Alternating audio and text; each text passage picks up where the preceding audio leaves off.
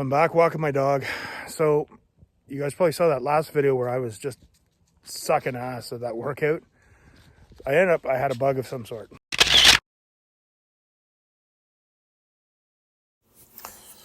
Okay, so song of the workout is Empire from Queensryche, the album Empire. A lot of people talk about their album Operation Mindcrime, but I always like the Empire album. Anyway, so I had a bug for a few days. I went back, so I'm back at it today. Now, I know a lot of you out there are like, hey man, who cares if you're sick? Balls to the wall. You have to know how to really watch your body, because if you are sick and you are pounding your immune system even further into oblivion, it's not good, folks. So you got to watch your body. So usually rest days, every few months, you should take a few days off working out, maybe even a week anyway. So I just look at it. If I'm sick, I'm like, okay, I'm going to give my body a rest, and that's what I focus on. When I was younger, sometimes I try and bowl through workouts even when I had the flu and whatnot, and that's not good. So I'm not trying to sound like a pussy. I know some people out there will be like, who cares, man? Who cares? But I trust my gut instinct, and I trust what my body tells me. So this is my first workout back. I am doing a superset of wide grip pull downs with the rowing machine. This is a great machine. You know, there's some older equipment at this gym, but I really like this kind of early 90s equipment. This is a really good burn here. Not much rest in between. And I want to show you guys, I learned a really cool lat stretch just a few years ago. Shout out to Tom over at Quest PTS in Cornwall, Ontario. One of the best gyms, and I've traveled, folks, in Canada, the United States, and I've been to a lot of gyms. It's one of the best gyms I've ever been to, and the owner, he taught me a lot. And he showed me this really cool stretch. But anyway, so I'm just doing a superset here, lightweight, doing reps, just really focusing now on feeling it in my lats. First workout back after a bug, so I want to go pretty hard, but again, not to sound like a pussy, but I want to, I don't want to use the term ease back into it, but I want to just get back into it. But again, you'll notice when I do back workouts, I vary my grip all the time with the exercises I'm doing. So here, again, hitting it from pull downs from above. Now I'm doing rowing. I don't stack too many exercises in here for this workout, if I remember correctly. This was yesterday. God, I can't even remember 5 minutes ago. This stretch here, see? This is okay, I sort of do it there. I did it back in the first video here, so I'm just doing the voiceover. So I am slowly going heavier and heavier. And a lot of reps, really feeling the lats, getting the shoulders warmed up, getting the elbows warmed up, and supersetting it with this row. Now, again, the big secret to the lats that a lot of people miss out on, you don't want to pull with your shoulders, you pull with your lats. And the secret to it is tucking your elbows in. So again, this was a great burn. So here, do I do the stretch? Come on, you old fat bastard, do the stretch. No. Yes, here. See how I'm turning? Oh, that is a great stretch. Try that if you've never tried it. Each side. There we go. Okay. And I think we got to be getting towards the end of the sets. Just so you guys know, I am a professional musician by trade, guitar instructor. So a lot of the background music you hear, that is me. It's my own music. I probably use about 20% other music that I use in my video editor. But I pretty much write and record most of my own music for the background. So keeping it different. That's the thing about this channel, is just keeping it different. Right now we got low production. Even now I can see the digital noise in this picture because I can't control the ISO on my iPhone, driving me nuts. But as I said, as things progress, if we get a following, we will up the production. But the bottom line is I got to get my fat ass in shape. So that's what I'm doing. And here I use straps. So hang in till the end of the video and I talk in detail. A question I've gotten a lot over the years is, should I use straps? Should I not? I give a lot of really detailed, experienced opinion in this. So here, it's crazy, still got, slowly but surely the diet is working. So slowly the stomach is coming down. But the veins in my arms, even from last week, they're popping out more. It's crazy. I haven't had veinage like this in a long time. So, again, you guys saw this in my workout. I think it was last week. And here I'm doing a drop set. So I'm going to start with the 45-pound. I've warmed up, obviously. I'm doing a 45-pound plate curl.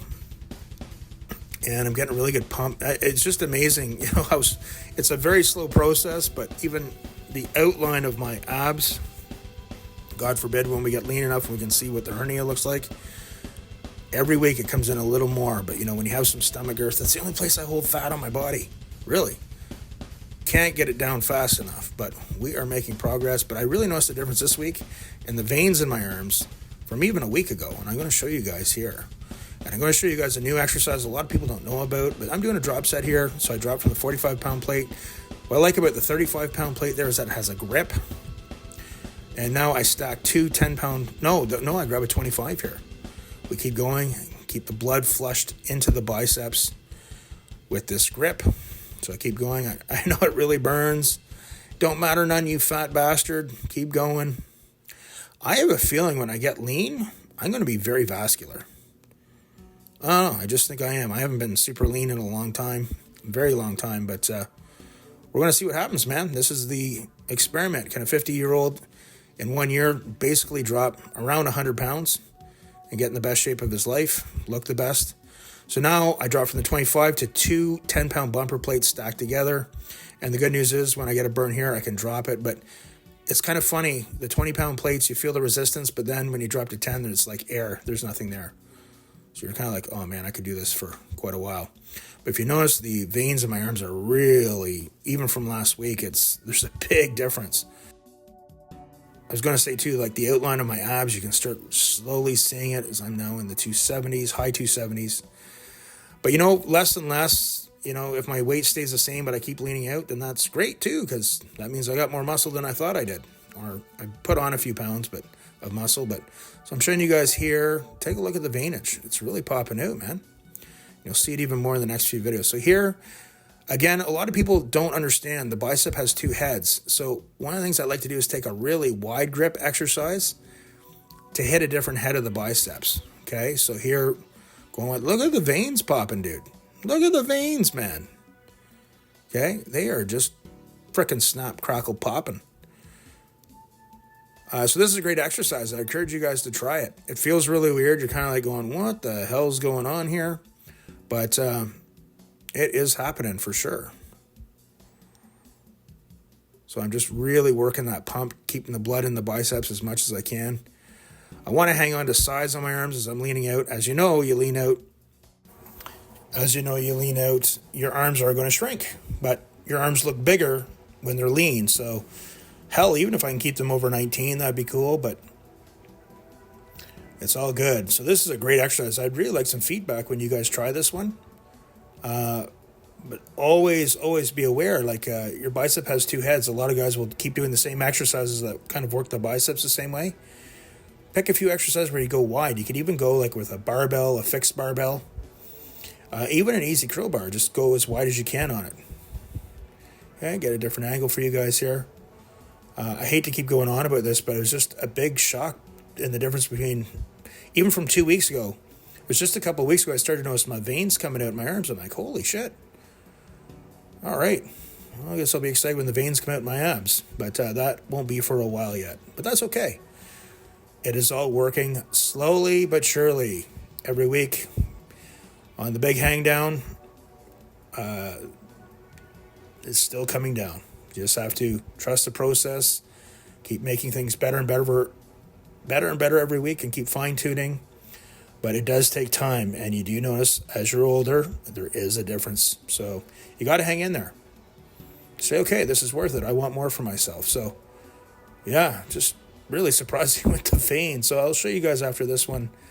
I think there's a video I just go in front of the camera. Look at the veins. They're popping out. It's crazy. Almost enough to make Lou Ferrigno jealous. No, just kidding. I got to get some new clothing, though. I was never sponsored by Mutant, but they have great clothing. And I just have clothing from my old sponsor, too. But, I don't want to promote the past. I want to look to the future here. New person, new goals. See here, yeah. You got the Mutant shirt on. Pulling it down. A little bit of the horseshoe triceps really popping. Really great pump that day. See there, look at, you can see the veins are just, double pronged vein there. That's pretty cool. All right. So I'm back walking my dog. So you guys probably saw that last video where I was just sucking ass at that workout. I had a bug of some sort. So I had a couple of days where I was down, but I still stayed productive. I stayed positive, got a whole bunch of video editing done, and slept as much as I could. This morning, I gave myself 3 days. You know, a lot of people, when you're on a roll, for me in the past, that was scary for me because that's where I would fall off the wagon. For some reason, when I'm sick, I crave junk food. I eat junk food, I eat sugar. I feel better for a while and then I collapse. So that we were prepared for that. But I ate all good food, stuck to my diet, slept as much as I could. So instead of feeling a bit better, you guys probably know that, you know, I wasn't going too crazy. I was going with how I felt. For back, just got the blood moving, good bicep workout. Doing some lighter cardio just with my dog, and then I'm going to go for my walk. But that's one of the things I like to do when I'm sick. A lot of people say, no, it doesn't matter. Well, you got to understand when you're sick, your immune system's compromised. You want to keep pounding it down even further. So I've learned to read my body. So today I had a good workout. I was back, and I'm going to ramp it up from here. But a good friend of mine had COVID a couple of weeks ago, and he's like, shit, man, I was just making progress with my workouts. I said, look at it like this. No matter who you are, how you're training, every so many months, it's good to take some time off, maybe a week off of training. There's certain protocols like maximum overload training where you have to take a week off every 3 months for your nervous system, your body, your joints. So just say, hey, when I'm sick, this is my rest. This is my time off. That's how I mentally approach it. Guys, Brian here for Middle Age Mind and Muscle, and I want to talk about the debate on whether to use straps or not. So again, I'm not trying to be negative about everything. I just recorded a video about the most toxic training partner I ever had. But again, going back to this town I lived in, there was a guy, again, I'm just going to say this is what it was. He was another person pretending to be my friend. He was opening a gym. Never met a lot of really honest gym owners, guys. Hoping that I would put some of my money into his gym. And no, bud. Like he screwed over a lot of contractors and a lot of people. When I was deadlifting, one time I made a post. I was doing a lift with my straps, and he posted. And the guy's never deadlifted a day in his life. He's just a little fucking puny punk. Yeah, now do it without straps and then post something. Like, he could never give a compliment and say something positive. I noticed that about a lot of people in those circles back then. But here's the reality about straps and why I use them. Number one, when you deadlift, as soon as you do this and your hand is supinated, right? We have pronation, which is much safer for your biceps. As soon as you do anything supinated, remember, holding a bowl of soup, that'll help you remember. You're opening your bicep up to injury. And again, being someone who's older, even back then I was aware, like, I have to be careful. Rule of thumb, when you deadlift, you want to the hand that's supinated, if you do over under, you want your elbow locked, right? So you're putting the tension on the joint, not on the bicep. You want to hold the bar in a certain portion of your hand, more down towards your calluses, and don't bounce the bar when you lift it up.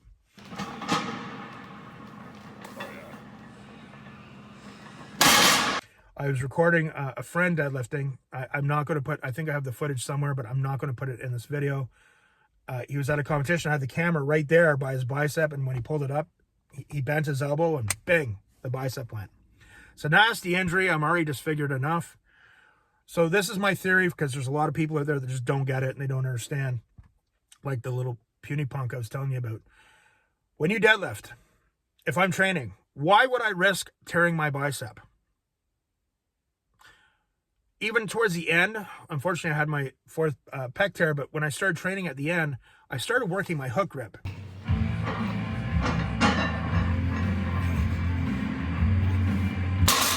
And I thought, you know what?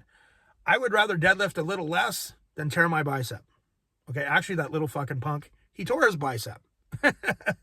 So, of all people, he should understand, you know, not tearing your bicep. So, for me now with straps, also, too, in my job, I got to teach guitar all afternoon and evening. When I get to a certain weight, I use my straps to help me work the muscle. I don't give a fuck anymore about impressing people with my grip strength or anything like that. It works for me. I can work the muscle more. The lats are a very powerful, strong muscle. So I don't give a shit.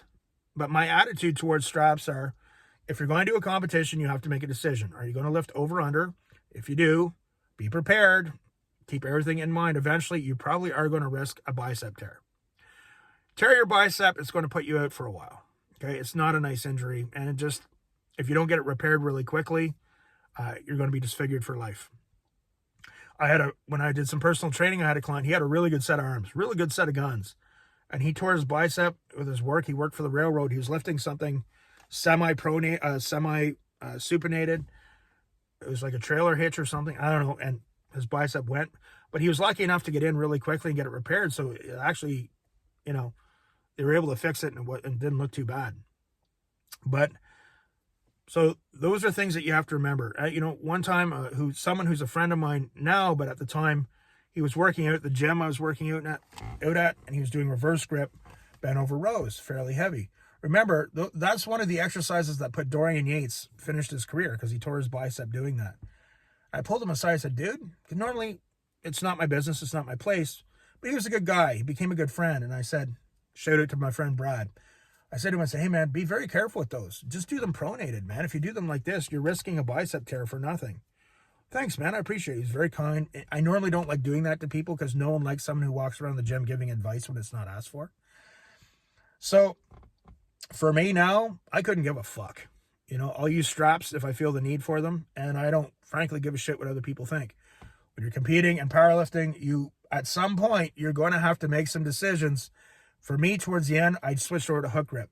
It was really weird. It took a couple of months to get onto, but once I got the hang of it, I was pretty comfortable knowing that I probably could have pulled over 700 with a hook grip.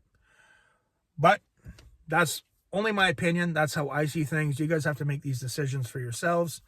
But hey, there is a little bit of wisdom in what I'm telling you here. Think about it.